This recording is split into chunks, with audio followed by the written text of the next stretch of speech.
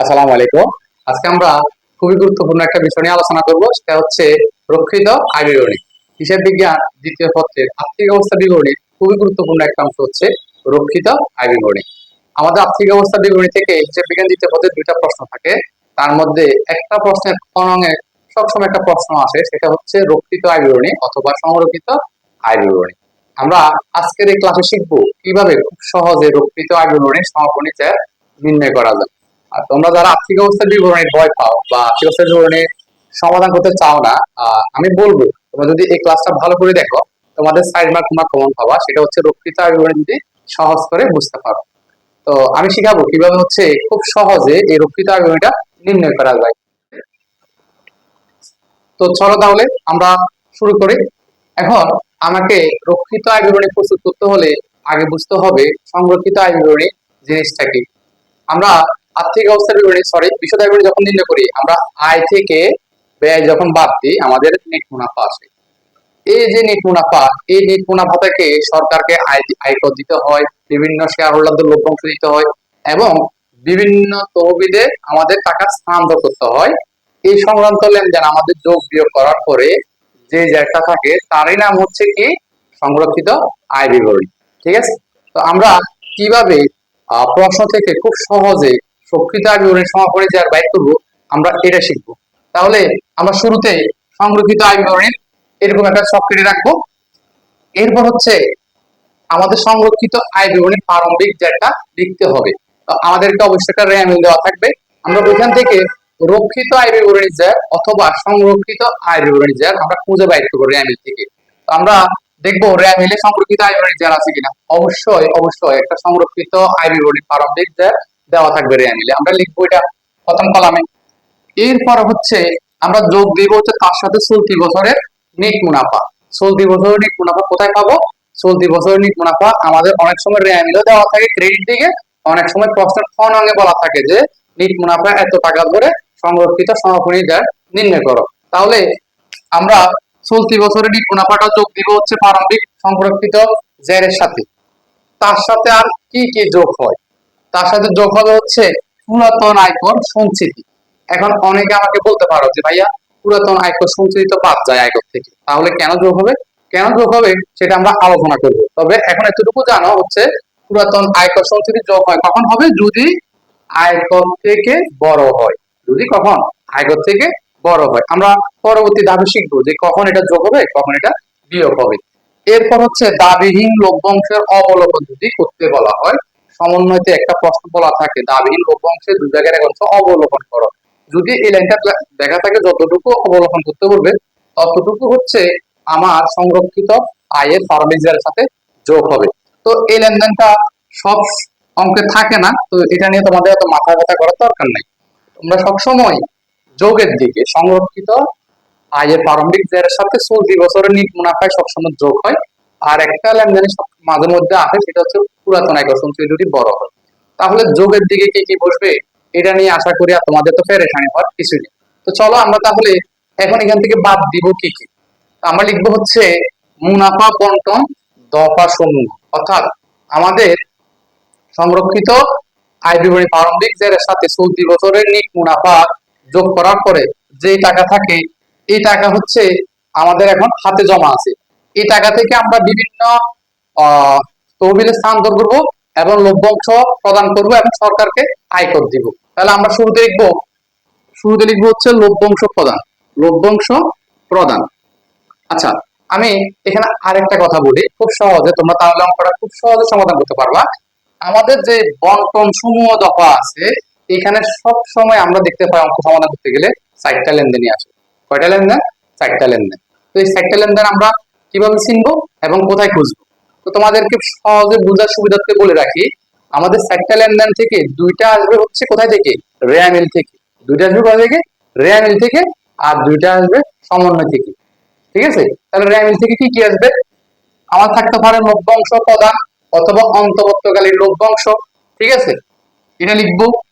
এরপরে রেয়ামিল থেকে আসতে পারে হচ্ছে আয়কর। আয়কর প্রদান। আয়কর প্রদান থাকলো, আমরা আয়কর প্রদানটা লিখবো। যদিও আয়কর প্রদানের ইনার কলামে কিন্তু আমাদের কাজ আছে, আমরা লিখবো মাইনাস পুরাতন আয়কর সঞ্চিতি। পুরাতন আয়কর সঞ্চিতি, এটা আমরা যোগ বিয়োগ করবো, কখন করবো, কেন করবো, সেটা আমরা বিস্তারিত ব্যাখ্যা জানবো। তাহলে মুনাফা বন্টন দফা সমূহ হয়, টোটাল লেনদেন আসে বেশিরভাগ সময় চারটা। তার মধ্যে আমরা দুইটা দিব হচ্ছে কোথায় থেকে, রেমিল থেকে, আর দুইটা দিব হচ্ছে সমন্বয় থেকে। তাহলে দুইটার মধ্যে রেমিলে আমাদের কি কি থাকতে পারে, লভ্যাংশ প্রদান বা হচ্ছে অন্তর্বর্তীকালীন লভ্যাংশ। আর একটা লেনদেন থাকতে পারে, সেটা হচ্ছে আয়কর প্রদান। ঠিক আছে, এরপর হচ্ছে আর দুইটা এখানে কি কি থাকবে সমন্বয়তে, তার মধ্যে একটা থাকবে ঘোষণাকৃত লভ্যাংশ। যদি আমাদের সমন্বয়তে বলে যে ঘোষণাকৃত লভ্যাংশ, তাহলে সেটা এখানে আসবে ঘোষণাকৃত লভ্যাংশ, ঘোষণাকৃত লভ্যাংশ।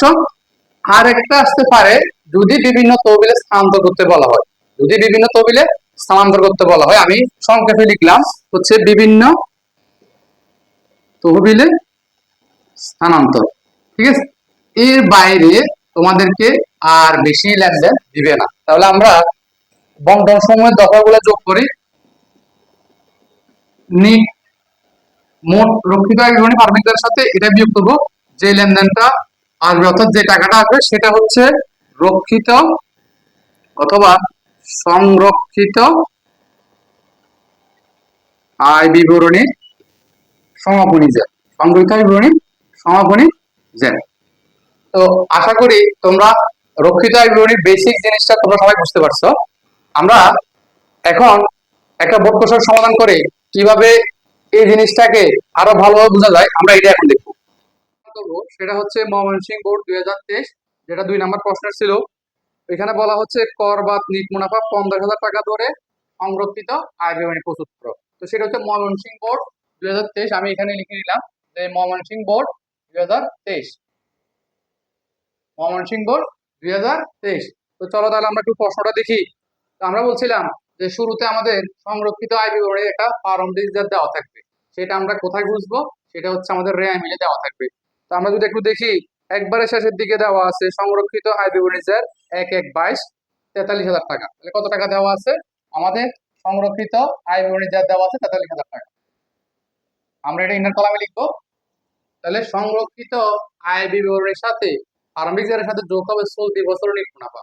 আমি বলেছিলাম চলতি বছরের নিট মুনাফা আমরা কোথায় পাবো, সেটা হচ্ছে হয়তো রেয়ামিলে দেওয়া থাকতে পারে, না হয়তো খ নাম্বারের শুরুতে বলা থাকতে পারে।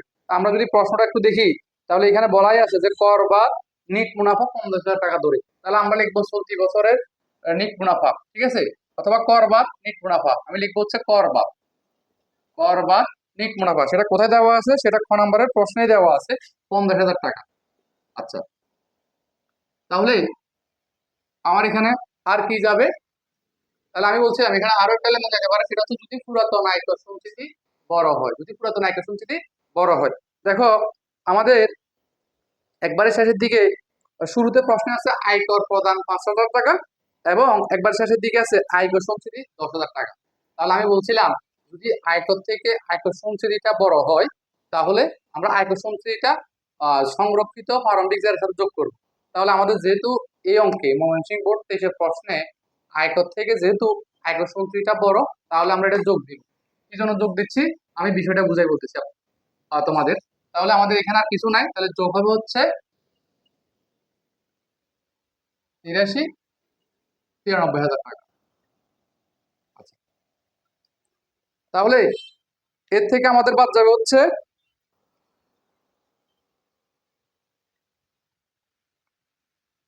আচ্ছা তাহলে আমাদের যোগফল কত হবে, যোগফল হচ্ছে 93,000 টাকা। এর থেকে বাদ যাবে হচ্ছে মুনাফা বন্টন দফা সমূহ। আমরা লিখবো মাইনাস মুনাফা বন্টন দফা সমূহ। ঠিক আছে, এখান থেকে বাদ যাবে কি কি, তো আমি বলেছিলাম যে মুনাফা দফা বন্টন সমূহ টোটাল লেনদেন আসলে চারটা বেশিরভাগ ক্ষেত্রে। সেটা হচ্ছে আমরা দুইটা নিব রেয়ামিল থেকে আর দুইটা নিব হচ্ছে সমন্বয় থেকে। তাহলে দুইটা রেয়ামিল থেকে কি কি, একটা হচ্ছে আয়কর প্রদান আর একটা হচ্ছে লভ্যাংশ প্রদান অথবা অন্তর্বর্তীকালীন লভ্যাংশ, যেটাই থাকুক আমরা এটা লিখবো। তাহলে আমরা যদি প্রশ্নটা দেখি, আমাদের আয়করের পর পরেই আছে হচ্ছে লভ্যাংশ প্রদান 15,000 টাকা। আমরা লিখবো লভ্যাংশ প্রদান, লভ্যাংশ প্রদান 15,000 টাকা। এখন দেখো তাহলে আমাদের আরো একটা লেনদেন আসবে রেয়ামিল থেকে, সেটা হচ্ছে আয়কর। তাহলে আমরা লিখবো আয়কর, আয়কর তো আমি বলেছিলাম আয়করের কাজটা ইনার গভর্নমেন্ট করতে হয়, কখন করতে হয়, কেন করতে হয়, আমি এখন এই বিষয়টা বুঝিয়ে দিব। দেখো আমাদের এই প্রশ্নে আয়কর ছিল 5,000 টাকা। কত টাকা? 5,000 টাকা। এখন মাইনাস আমাদের দেওয়ার কথা হচ্ছে পুরাতন আয়কর সঞ্চিতি। পুরাতন আয়কর সঞ্চিতি কত? এখান থেকে অঙ্ক আছে 10,000 টাকা। একটা জিনিস দেখো, আয়কর থেকে পুরাতন আয়কর সঞ্চিতি বড়, তাহলে আমরা যদি 5,000 টাকা থেকে 10,000 টাকা বিয়োগ দিই তাহলে মাইনাস 5,000 টাকা আসে। কিন্তু আমাদের এই মুনাফা বন্টন দফা সমূহের মধ্যে মাইনাস ফিগার রাখা যাবে না। এই কাজটা এড়ানোর জন্য আমরা কি করছি, পুরাতন আয়কর সঞ্চিতি বড় বলে আমরা এখানে যোগ দিয়ে দিছি। তো যখনই 10,000 টাকা এখানে যোগ হচ্ছে, আবার 5,000 টাকা যখন বিয়োগ হচ্ছে, অটোমেটিকলি কিন্তু 5,000 টাকা প্লাসের চিহ্ন আসতেছে। এখান থেকে মাইনাস ফিগারটাকে আমরা স্কিপ করার জন্য আমরা পুরাতন আয়কর সঞ্চিতি বড় হয় তাহলে আমরা যোগ দিব। আর যদি আয়কর থেকে পুরাতন আয়কর সঞ্চিতি ছোট হয়, যেমন ধর এখানে যদি 2,000 টাকা থাকতো, তাহলে আমরা অবশ্যই পুরাতন আয়কর সঞ্চিতি আমরা এখানে লিখতাম। এখন কেন এই কাজটা করা হয়, কখন করা হয়, চলো তাহলে আমরা এই বিষয়টা একটু দেখি। দেখো আমাদের অঙ্ক হচ্ছে, ধরা হচ্ছে 2022 সালের অঙ্ক। আমাদের অঙ্ক হচ্ছে কত সালের? ধরো হচ্ছে আমি এখানে লিখি যে আমাদের অঙ্ক হচ্ছে 2022 সালে। এখন আমরা 2021 সালে কিন্তু ঘোষণা করছিলাম হচ্ছে যে 22 সালে কত টাকা আয়কর দিব। আমরা 21 সালে ঘোষণা করছিলাম, আমরা 21 সালে যেটা ঘোষণা করবো সেটা 22 সালে কিন্তু আমরা দিব আয়করটা। এই বছর আর কত টাকা দিব সেটা লিখিত করবো, পরবর্তী বছরই সরকারের কিন্তু আয়কর দিতে হয়। এখন আমরা 21 সালে আমরা লিখিত করছিলাম যে আয়কর দিব হচ্ছে 10,000 টাকা। কত টাকা? 10,000 টাকা। কিন্তু আমাদের এই প্রশ্নে দেখতেছি আয়কর প্রদান করছি হচ্ছে 5,000 টাকা। কথা বোঝা গেছে? যখনই আমরা গত বছর, আমি কিন্তু আবারও বিষয়টা বুঝে বলতেছি, আয়কর সঞ্চিতি আমরা যখন 2021 সালে রক্ষিত আয় বের করছিলাম, মানে বিগত বছরে, তখন ওই রক্ষিত আয় বের থেকে কিন্তু 10,000 টাকা সঞ্চিত তহবিল অর্থাৎ আয়করে 10,000 টাকা সরিয়ে রাখছিলাম যে আমরা আগামী বছর 10,000 টাকা আয়কর সঞ্চয় দিব। কিন্তু পরক্ষণে দেখা যাচ্ছে আমাদের এই অঙ্কে আয়কর দিছি 5,000 টাকা। কত টাকা? 5,000 টাকা। তাহলে আমরা দেওয়ার কথা ছিল 10,000 টাকা, আমরা আয়কর দিছি 5,000 টাকা, তাহলে 5,000 টাকা আমরা বেশি ম্যানেজ করছিলাম না। এই জন্য 5,000 টাকাটা কিন্তু আবার চলতি বছর যোগ হচ্ছে। কথা বোঝা গেছে? তাহলে যদি এরকম হইতো ব্যাপারটা যে আয়কর প্রদান 5,000, সঞ্চিতি 2,000, তাহলে অবশ্যই ছোট হলে এখানে যোগ কাজ হইতো, বিয়োগ হইতো। তো যেহেতু আয়কর থেকে আয়কর সঞ্চিতিটা বড়, তাহলে আমরা এখানে লিখবো না, সরাসরি আয়কর 5,000 টাকা আমরা এখানে লিখবো। আচ্ছা, তাহলে আমরা বলছিলাম যে রেয়ামিল থেকে দুইটা আসে, সমন্বয় থেকে দুইটা, তাহলে রেয়ামিল দুইটা শেষ। এখন আমরা সমন্বয় দেখবো কি কি আছে। সমন্বয়তে একবার 4 নম্বর সমন্বয়তে বলা আছে সাধারণ সঞ্চিতি তহবিলে স্থানান্তর 5,000 টাকা। সাধারণ সঞ্চিতি তহবিলে স্থানান্তর 5,000 টাকা। সাধারণ সঞ্চিতি তহবিলে স্থানান্তর স্থানান্তর কত টাকা? 5,000 টাকা। শেষ, আমাদের আর কিছু নাই। তাহলে হচ্ছে 10 আর 25,000 টাকা। আর এটা যদি বিয়োগ দিই তাহলে কত টাকা আসে? 93,000 বিয়োগ 25,000 প্লাস 70,000 টাকা। তাহলে আমাদের সমাপনে সংগৃহীত যার পরিমাণ হচ্ছে কত টাকা? 68,000 টাকা।